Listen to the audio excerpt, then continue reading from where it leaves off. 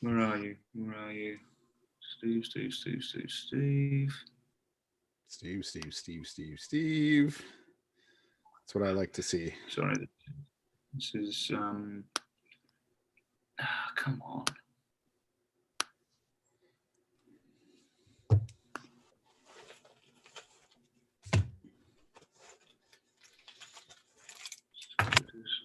Really unprofessional. You should just pin it. Isn't there a way to pin things in Slack? No. If there is, then that's great. I'll absolutely do that. Yeah, I think I did it for some channel that I needed to consistently get to. That was like a DM. It's like with somebody, I don't remember, but it was like I wanted to be able to find it whenever I needed it. So, okay, all right, here we go. When injury takes you out of the game, it's time for your team to step up. At Allina Health Orthopedics, you'll get expert care backed by a whole health system of providers with convenient locations, virtual options, and an app that gives you 24/7 access to your records, test results, and care team. You're always close to the care that you need. Schedule now at allinahealth.org/ortho. Good morning, afternoon, or evening, depending on when this finds you. Welcome to the Sound of the Loons podcast, presented by Allina Health Orthopedics. I'm Steve McPherson, and it's a pleasant day to be joined by Callum Williams. Cal, I have nothing funny or apropos to discuss this morning before we get going. I had to move stuff around to get here, and I just came out of a meeting, so what day is it? I don't even know what's going on. No, I mean, the one thing which we can say, Steve, is that the season is definitely upon us because there is an element of chaos now, isn't there? It seems like, as you said, meetings are happening here and there, trying to now fit in these podcasts at certain parts of the day, certain times of the week. It's, the season is certainly upon us. And isn't it so strange because everybody's in Florida, and yet here we are, and it seems equally, if not more chaotic.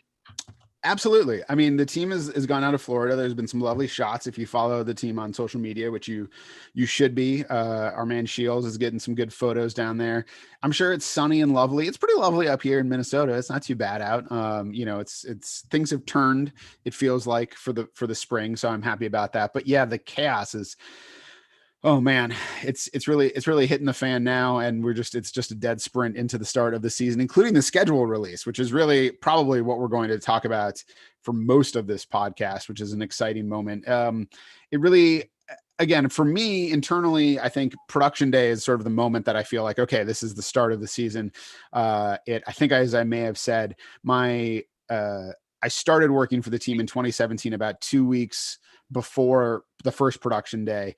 And so I feel like production day always sort of marks my anniversary with the team because it was sort of the first event that I was involved in, which was pretty fun. But yeah, the schedule release, you begin to sort of look at the schedule. There's a lot of interesting things about the schedule this year and how they're approaching it. Should we just get going on that one? Yeah, absolutely, mate.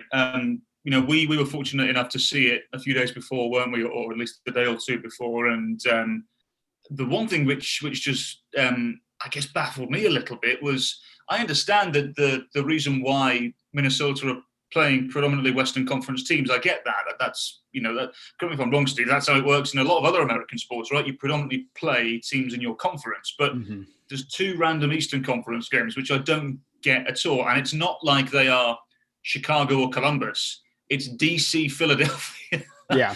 Which I find a little bit bizarre, to be honest. I was slightly perplexed by that. But look, end of the day, as we have said several times, and I'm sure just about everybody in Major League Soccer has said on multiple occasions, at least we have a schedule, at least we have a season. Because at one stage we really, really weren't sure, were we? So it's good to see some teams on the schedule. It's good to see that we can all put some dates in the calendar.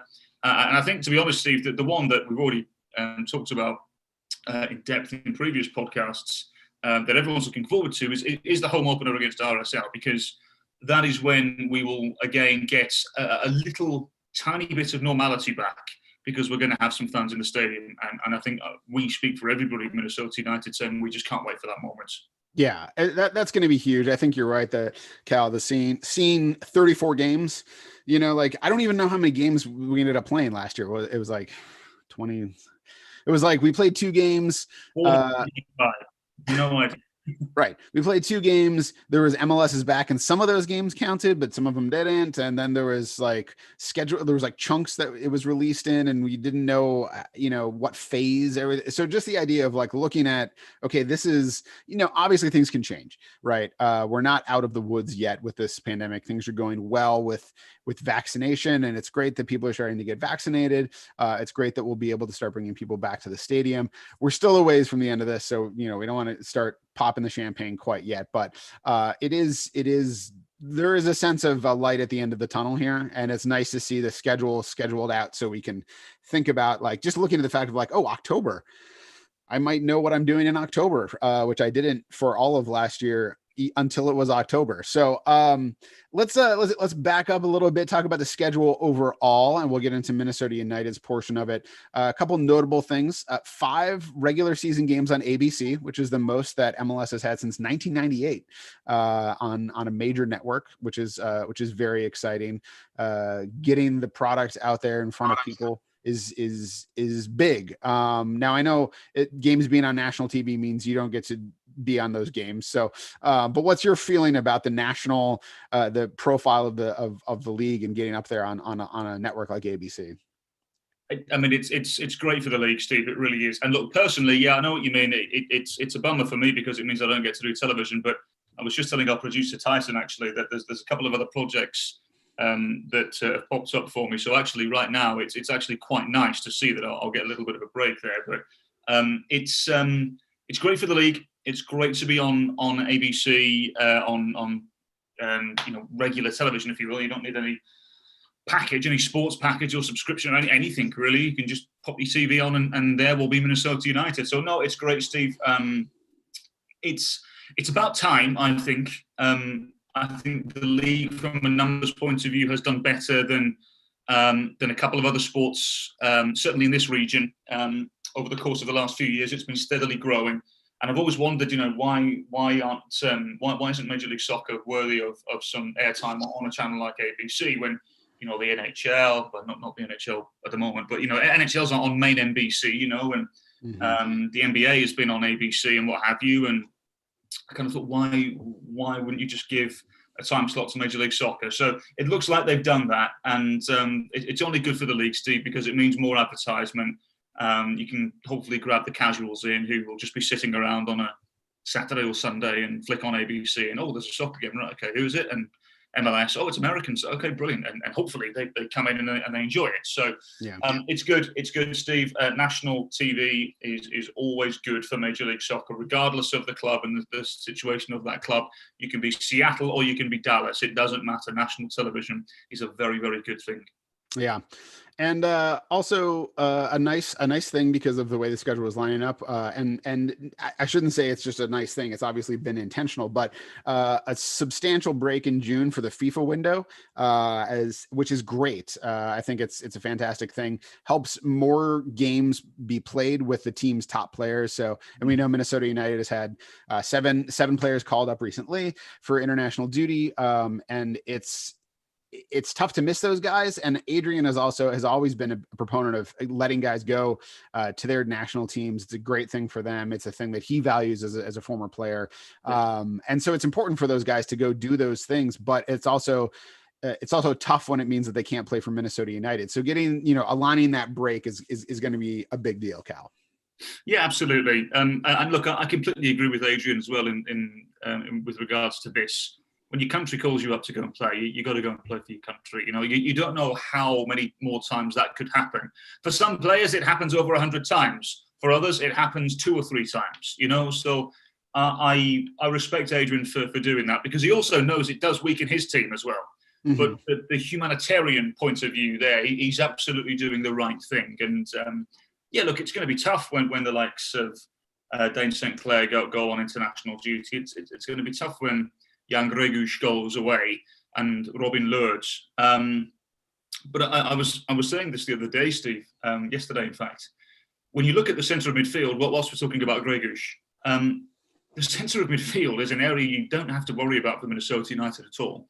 Even if Greguš and, let's say, in the future, Hassani Dotson gets a senior call-up, you've still got Will Trapp, you've still got Ozzy Alonso, You've still got Ja'Cory Hayes as options. Steve, there are so many teams in MLS that would kill for just those three as options to start in the centre of midfield for them. So the roster in terms of midfield, in the centre of midfield, I think is about as strong as it's ever been at the moment. So, and bringing in Will Trapp was a really astute piece of business on a free transfer as well.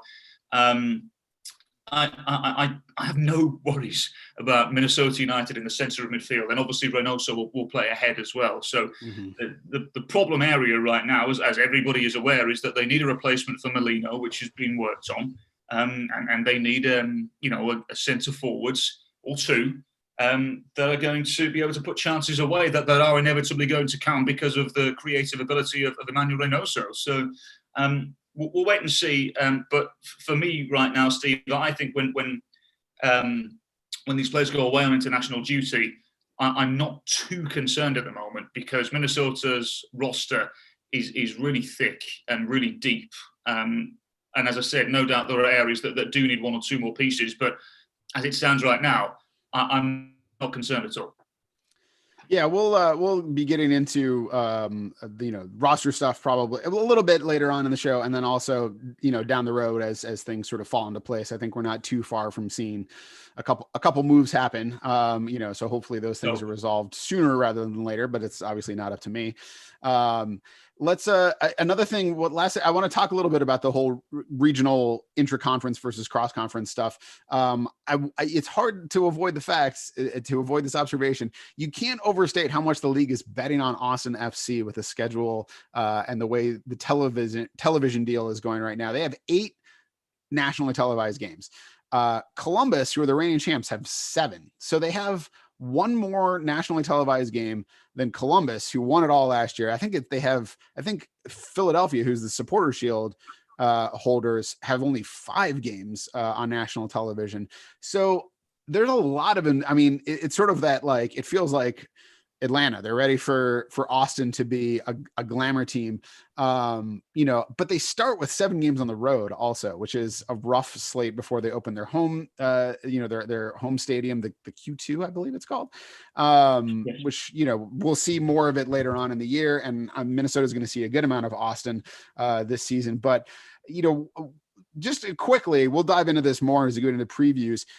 How do we talked about this last year with Nashville and teams coming in and like how they build sort of, and Miami last year, how they build coming in. What's your just sort of gut feeling or vibe on where Austin is right now? Like, are they going to justify being on television that often with their talent in the first year?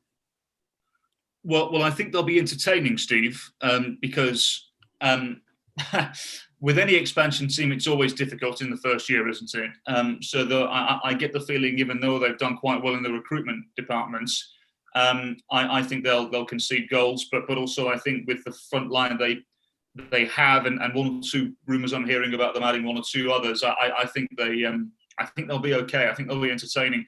I was actually chatting to their lead video analyst last night, a chap who. Some of our viewers and listeners might know, a chap called Sam Lawson, who was the lead video analyst here in Minnesota for several years, just about the team and about the style and what they're thinking. And the one thing which we certainly agreed on is that the roster is a lot better than a lot of other expansion teams' rosters over the course of the last few years. Not all of them, but some of them for sure. I think they're going to be entertaining, Steve. Obviously, I'm not going to say how I think they're going to, what I was told in terms of how they're going to play. I don't think that's very fair, but I think they're going to be counter-attack. I think they're going to sit deep. I think they're going to be a little more direct than people probably think. Alex Ring will be the engine of the way that they play, because I think a lot's going to go through him in the centre of midfield, and then he'll play it out wide to. I'm assuming it'll be Dominguez and Rodney Redes out wide. And as it stands, Danny Houston will be the centre forward. So I think just mentioning those 3 players alone, I think they're going to be quite direct. I think they're going to be a counter-attacking team. And I think a lot of it, as I said, will go through Alex Ring in the centre of midfield. And they've got other supporting pieces that will play their part as well, no doubt. But But, Alex Ringwood, when you bring in a player like him, he was so key to New York City FC for so many years. To bring in a player like him is a really good piece of business. I know he wasn't cheap, but when you want a player like him, you have to pay a bit of money. And I think they're going to be interesting, Steve. It's difficult for me to answer if they're going to warrant 8, 9 national television games, but I think they'll be entertaining nevertheless. Yeah, Cal, it makes me think of I think more teams should counterattack generally as an approach. I mean, I sort of think it's one of those things that I remember this from Minnesota early on, where it was like, we want to hold the ball, we want to be a possession team, and yet most of the success came from counterattacking. And I sort of feel like, when I was working on my MFA in fiction and writing stories, I remember writing a story that was like jumped around in time. Like if you've seen Pulp Fiction, it's like this happens and then this happens before it and this happens after it, and there's sort of this complicated structure of this.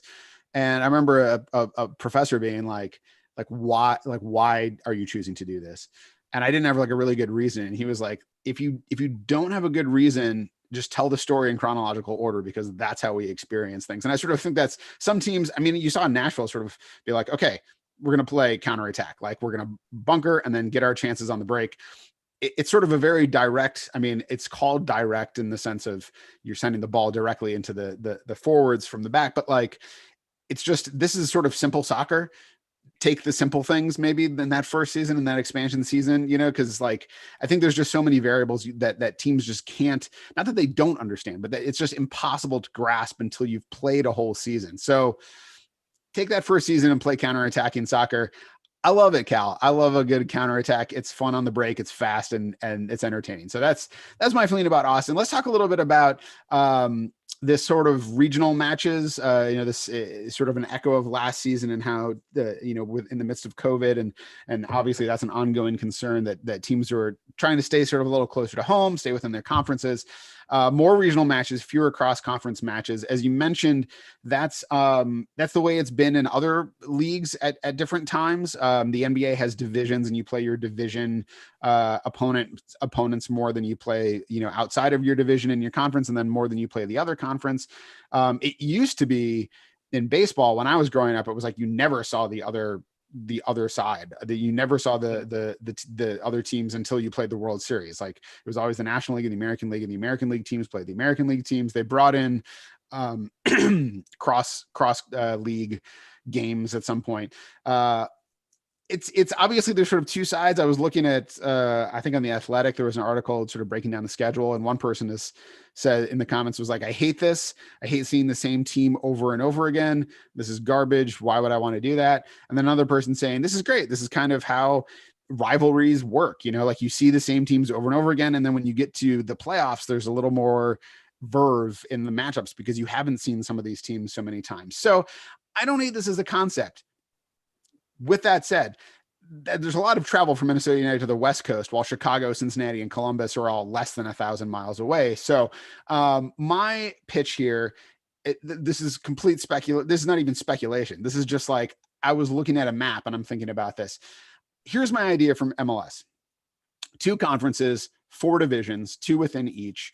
You have in the Eastern Conference, you have the Atlantic and Southern divisions. Okay. Are you ready for this? You ready for me to break this down? I'm intrigued, yes. Okay. The Atlantic division is New England, Montreal, Toronto, Red Bulls, NYCFC, the Union, and DC United. Sort of the Atlantic seaboard, more or less. Okay. The Southern division would be Atlanta, Orlando, Miami, and then sort of going around the rest of the South of the United States, Dallas, Houston, Austin, and then you can add Charlotte later on when Charlotte comes in. Then in the Western Conference, you have the Pacific Division, which is Vancouver, Seattle, Portland, San Jose, Galaxy, LAFC, and I've included RSL in Colorado. Probably more RSL. Colorado, I think you could flex. Central Division, Minnesota United, Chicago, Columbus, Cincinnati, Nashville, SKC, and then put St. Louis in there when they come in.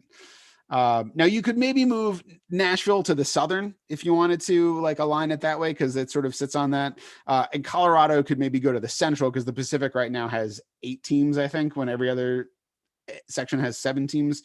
That has nothing to do with like how those teams are as teams right now. It's just like spiritually, I feel like that those feel like regions where those teams, like when I think about Minnesota United, Chicago, Columbus, Cincinnati, Nashville, SKC, St. Louis, I feel like those teams feel like they should go together. So I'm throwing that out, Cal, as my pitch for divisions within MLS.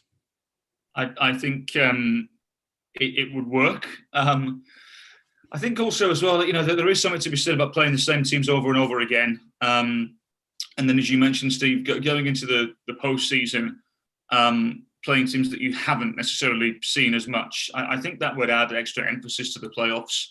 I'm not suggesting the playoffs need extra emphasis. If anything, I think it's the other way around, and the regular season needs more emphasis. But Sure. Yeah, look, I wonder at some stage if we see something like that. I'm not convinced we're going to stop at the amount of teams that we keep hearing either. So I think maybe at one stage we will see something like you've suggested, because when markets are coming in, like I saw a report the other day suggesting that Louisville are really going to have a look now because of the unfortunate Sacramento situation. And I don't know how a growing league like Major League Soccer, especially what they've had to deal with from a financial point of view over 2020, I don't know how they can continue to turn down.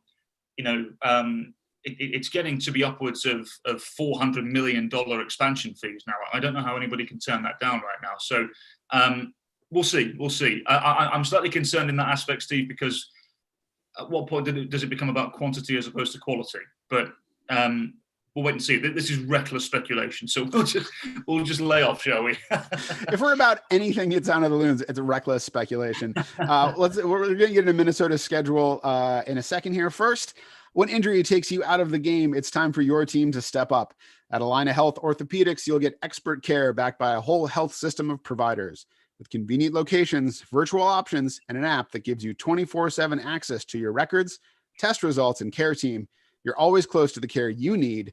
Schedule now at allinahealth.org/ortho. All right, let's talk a little bit about Minnesota's schedule specifically. I was going to talk about playoffs, but let's save that for later. We'll just say that there's fewer teams in the playoffs than there were last year, and we'll get into it maybe as we get closer to like season actual preview time. Obviously, as we were just talking about, Minnesota schedule, Cal, heavy on Western Conference teams. We are seeing Austin, Seattle, the Galaxy, SKC, Houston, Dallas, the Rapids, and Vancouver 3 times each. So we're going to get very familiar with those teams. We're seeing RSL, Portland, San Jose, and LAFC twice each. I personally, from a personal standpoint, I would have liked to see San Jose and RSL one more time each, and Houston and Seattle one fewer time each, just for strength of schedule and my own concern. And then, as you said, playing DC United and Philadelphia as the 2 games against the Eastern Conference. Just what's your first impression of that schedule? Looking at those teams, we're going to get into maybe looking at little chunks of the schedule in a second here, but just overall, how do you feel?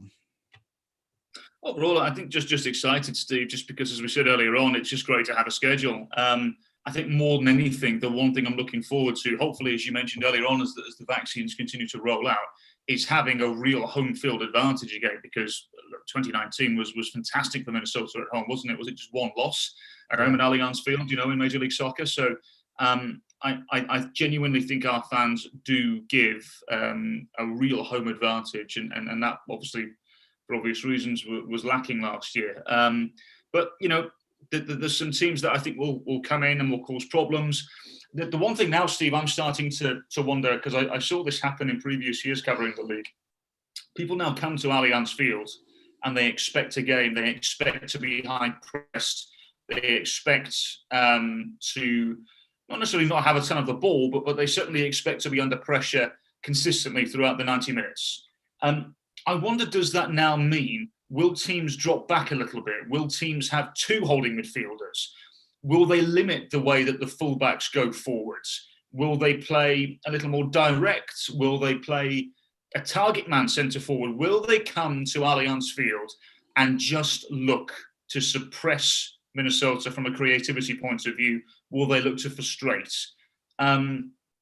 And I don't think there's anything wrong with that. It's smart to come and do that, because I think a lot of people, my overall point here, Steve, is that I think a lot of people will come to Allianz Field and will be perfectly content with taking a point away. Right.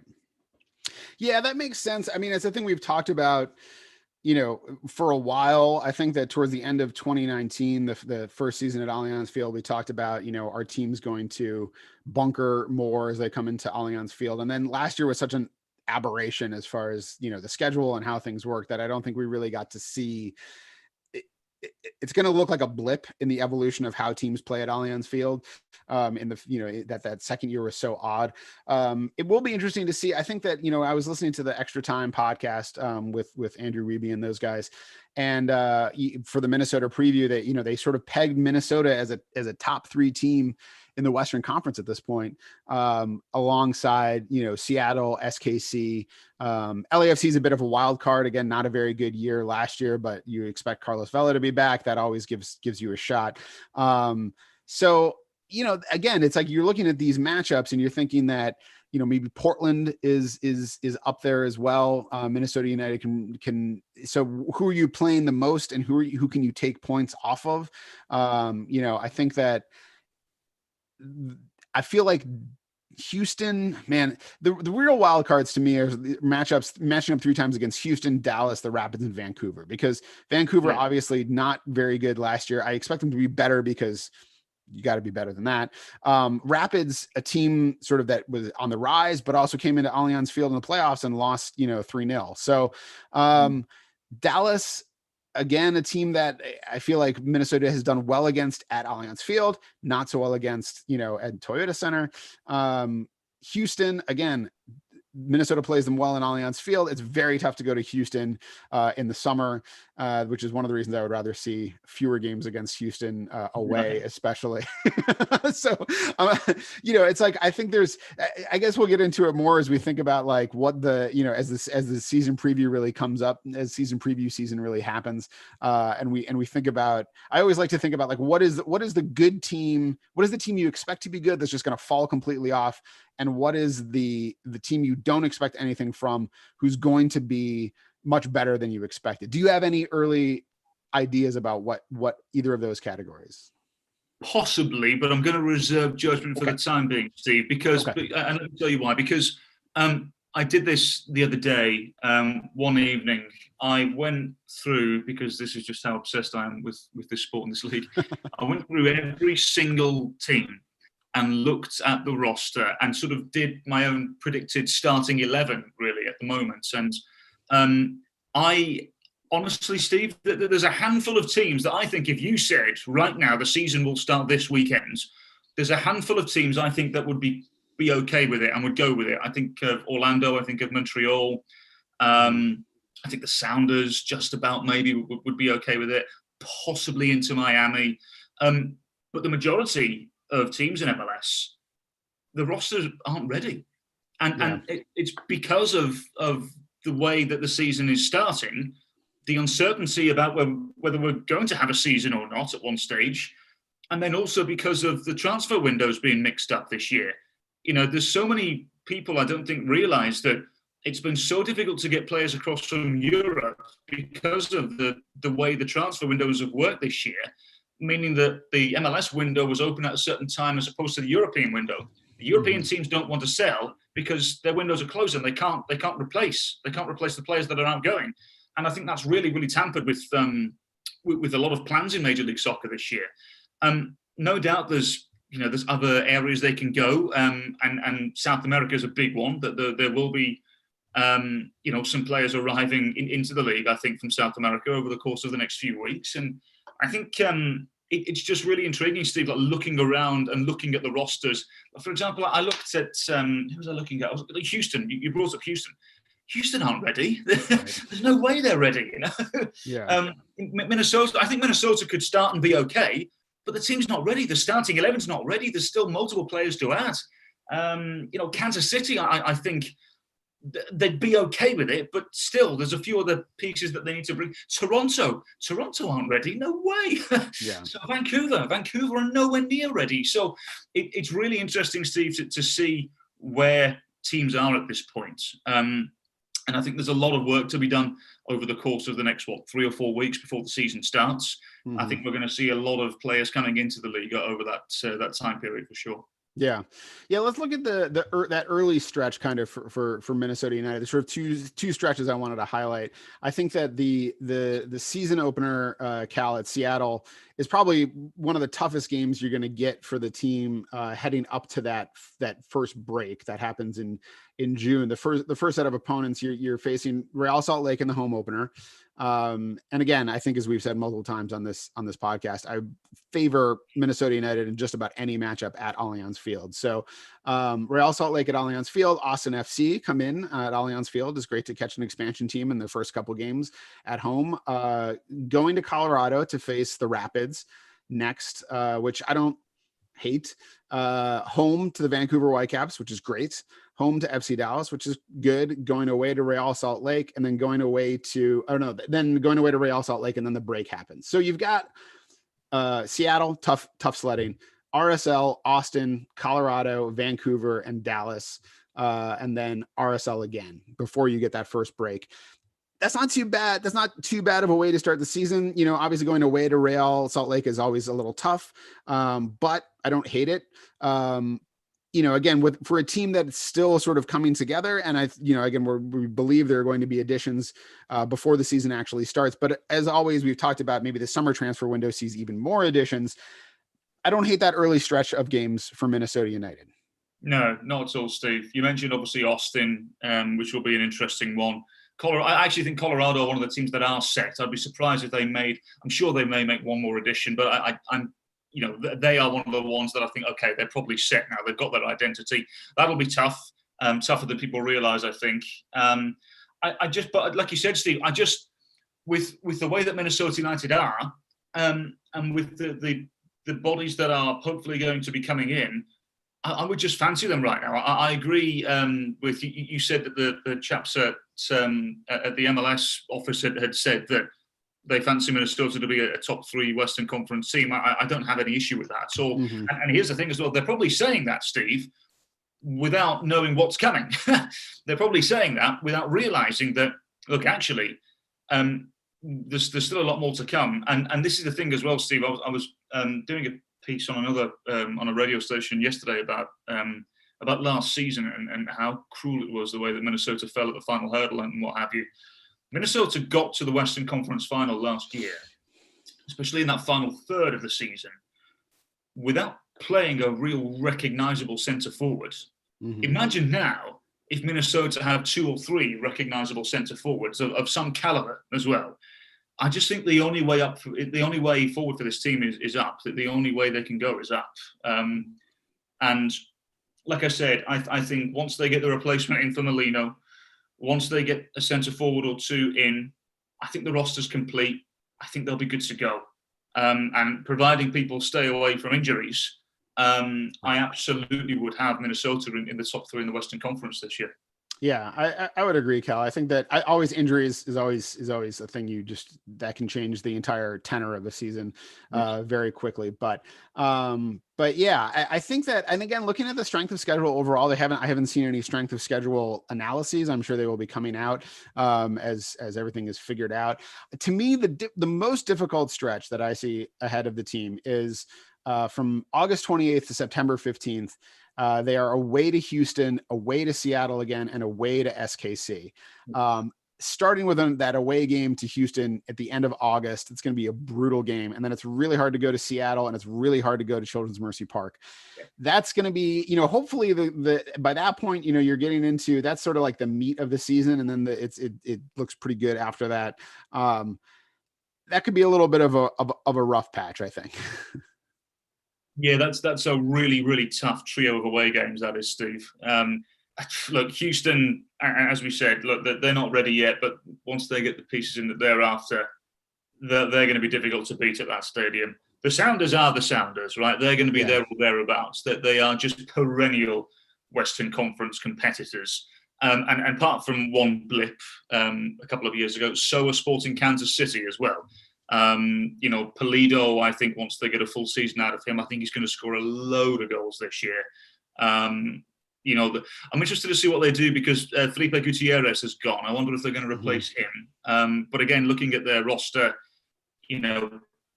they'll more than likely have Sanchez and Espinoza and Gianluca Busio. It's a big year for Gianluca Busio moving forward. He's been given the number 10 jersey at Kansas City, and it's a big deal wherever you go, especially for a kid, So it's never easy going to Kansas City. How many times have we gone to Sporting KC? Apart from when it really mattered last year in the playoffs, how many times have we gone to Kansas City and struggled for possession and struggled because we can't get out of the block, and there were so many issues. So, yeah, look, I mean, you're absolutely right. It's never easy going there. It ain't going to get any easier.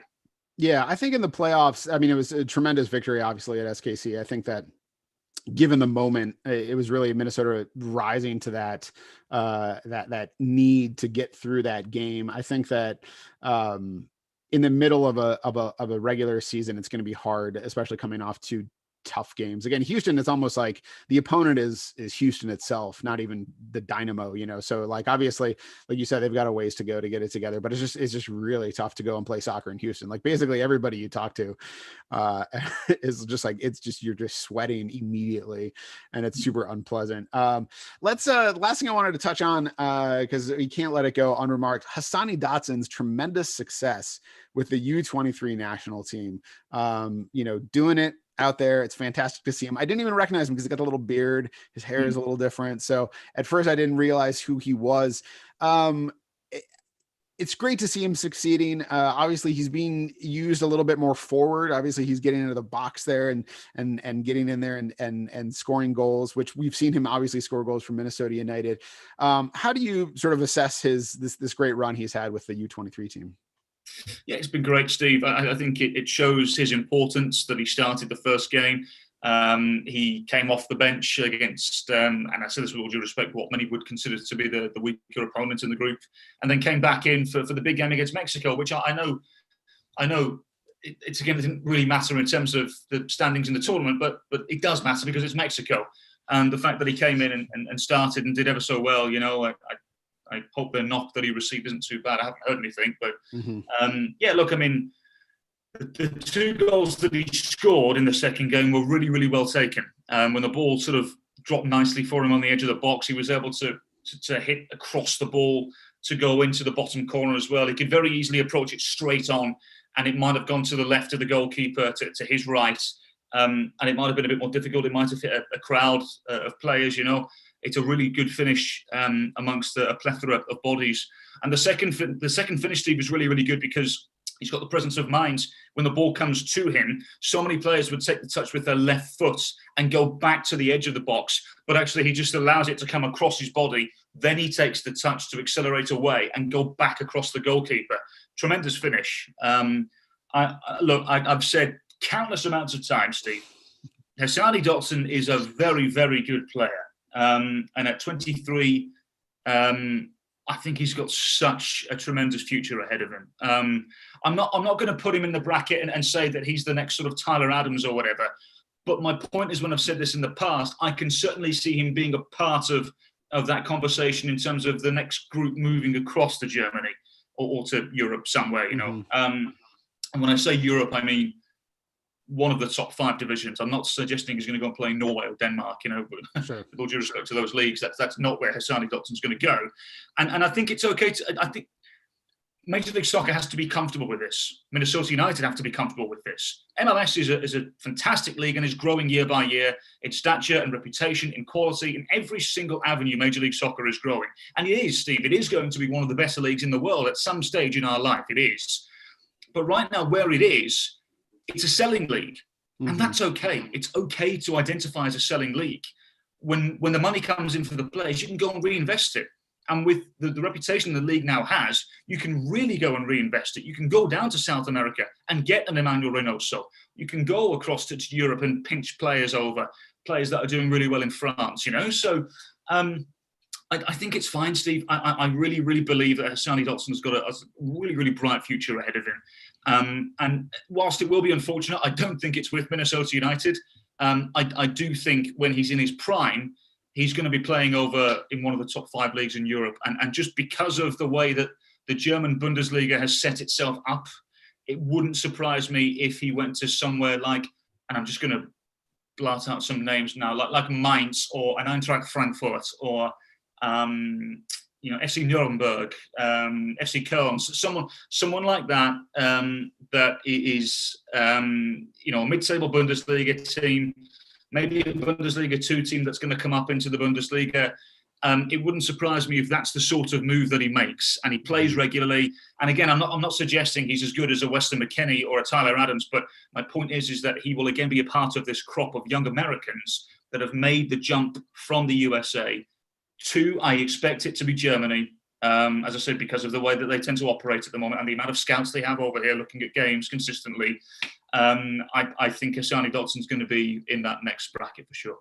Yeah, I just hope that he remembers us and has me over to Germany when he's there, because I could really go for a good Oktoberfest. Man, the beer is fantastic. So, Cal, as far as looking at, like, one thing I'm curious about is what do you think it means for Hassani in Minnesota this season? Like, I'm sure, Adrian is not like making decisions based on a couple game performance with the national team, but obviously, and again, this is one of those problems that Adrian loves to have. He loves to be able to have to make tough choices for players who are very good. Do you see Hassani starting this season? Do you see him starting in midfield? Do you see him possibly in a wing role? It's like, seems like a thing that might be a possibility for him. Or does he sort of remain just that first choice guy to come in as soon as you need some subs, and you put him out there early in the second half? It's probably going to be the most difficult position for Adrian Heath to figure out this year in a positive way, because Jan Greguš, as we mentioned on a previous podcast, his passing percentage last year was great. I don't expect that to change this year. Will Trapp has come in clearly to start and to be the obvious starting number 6 and the holding midfielder. So that presents a problem. I don't think Minnesota will go to a 4-3-3. They may do on certain occasions on the road, perhaps. Maybe we see that the first game in Seattle, a 4-3-3. That might make sense. But throughout the majority of the season, I think it'll be a 4-2-3-1. And I do wonder what Adrian's going to do, because you can't ignore Hassani Dotson. The way that he's playing at the moment, the way that he continues to grow as a professional, you can't ignore him, Steve. So I don't know what they do. I don't know what his contractual situation is at the moment. I have no idea. But I do wonder if he continues this sort of meteoric rise. I wonder if they're tempted to sell at some stage. I wonder if an offer does come in from somewhere that makes sense, from Europe I'm talking. I don't know. I don't know, Steve. I would love to say he's going to be here for the next 10 years, but as I said earlier on, I just don't see that being the case. You can't ignore him. You can't ignore what he brings. Yeah. He's so energetic, box to box, gives you so much in both halves of the field. I think he's going to be a national team player. I really do. I don't know if I'm going to suggest he's going to be, the starting 8 for the United States moving forward, but at some stage he's going to get a good chunk of national team time. And that opens doors. That really does open doors for young American players. I don't know, Steve. I think it makes sense in certain situations to go with the deeper lying duo of Greguš and Trapp. As I said, again, maybe they do go with a 4-3-3 away to Seattle. Maybe they stick with the 4-2-3-1 and play the 2 deeper lying players in Greguš and Trapp and bring Dotson on at some stage. I don't know, but I know if I was Hassani, here's what I'll say. If I was Hassani Dotson, I would be very, very disappointed and frustrated if I was playing like I am right now and I wasn't playing first team football at my club. Yeah, that's totally fair. It's tough, and again, it's one of the problems of a league that is not, MLS is not a top tier league in the world yet. It is, it's a very good league, and it is, like you said, a selling league. And you run into these issues where you have a player like Hassani who's sort of on the ascent but is still young, and you have these guys who came in to start. You have a DP in Jan Greguš. You have Will Trapp, who's got experience. You might want to start those guys in MLS, even if you see Hassani like eventually his stock rising in some ways above those guys, but further down in his career, like further along, it's tough to find a spot for him to say like, this is where he's going to be every game. To me, it's like, you look at what he's done with the youth national team at times last season, you think about his defensive work in the MLS's back tournament, like just shutting down opposing, holding mids and like deep line playmakers, did a fantastic job harassing those guys. He can just do so many things. To me, it's like, whatever position you need him in, whether it's because of, a call up, an injury, whatever happens, it's like he is your first choice to slot in at right back, at holding mid, at number 8, possibly on the right wing. Like, just wherever you need a guy, put him in there. And as soon as you need a guy in the game, put him in there. And that's not probably what he wants to be doing, but that might have to be his best role this season, I think, Cal. Yeah, he might have to accept a certain role this year, Steve. But, there are going to be opportunities for sure. When Jan Gregus heads off to the Euros, that'll certainly present an opportunity for him. And like I said, Steve, I think it makes sense in certain games in this league to go with a 4-3-3. As I said, away to Seattle, away to Kansas City, maybe away to Houston when you have to deal with the heat. I'd expect them to be a little more counter-attacking in that regard and sit a little deeper, and maybe you have an extra body in the centre of midfield there. I don't know. It's going to be really interesting, Steve. The one thing is, though, is that isn't it great to have all these options for Minnesota? Absolutely. When we were thinking, we've only just got a starting 11 together, there's nobody on the bench at all, and right. It's this club has come a very, very long way. I think we all expected at some stage, didn't we, for the club to be playoff contenders and for the club to be in the mix of the playoffs, but to go from just getting into the playoffs and then to a Western Conference final, and to sort of have the reputation that they do now, they've gone from being the punchline in jokes to now being a genuine contender. And I'm serious about that. I think they're a genuine contender for MLS Cup this year. Yeah. I'm not suggesting that should be the aim, because I think there's probably 10 other teams that are suggesting that should be their priority this year. I think another good year for Minnesota would be to get back into the playoffs. I think it's unfair to expect an MLS Cup appearance. I know it's the natural progression there, going from the Western Conference Final to MLS Cup. I understand that's the natural progression, but I think it's unfair to expect that. I think we should, first of all, wait and see what the roster looks like on day one, for everybody, but particularly for Minnesota. Let's just wait and see what the roster looks like on day one. And then maybe we can say, okay, these are the expectations. But regardless, in my opinion, right now with the roster the way it is, playoffs have to be the expectation. Coaching staff know that. Front office knows that. If they don't make the playoffs, that there'll be some serious issues for sure. But I don't see that being an issue this year, Steve. I really don't. I think they're going to be one of the better teams in the Western Conference. I'm just excited, Steve. I'm so excited for the season to get started. It just feels like an eternity. It was a really, really long off season. Yeah. Longer than we've ever had. My thumbs are bleeding. I've been twiddling them so much now. It's just, I'm ready, Steve. I think everyone's ready for some soccer now, and it's just it's great that we've got the season. It's great that we're going to have fans back at Allianz Field. And I just can't wait, Steve. I'm like a kid on Christmas Day. I just can't wait for it to get going again.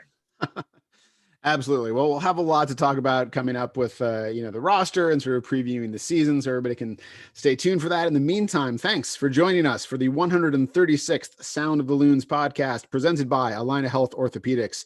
Be sure to leave us a nice review on iTunes, or at the very least, a 5-star rating, and follow the team on Twitter at MNUFC. You can follow Cal at CalWilliamsCom and me at Steve Entris. Apologies, as always, to Richard Wagner. And remember, there's only one person in this whole world like you. People can like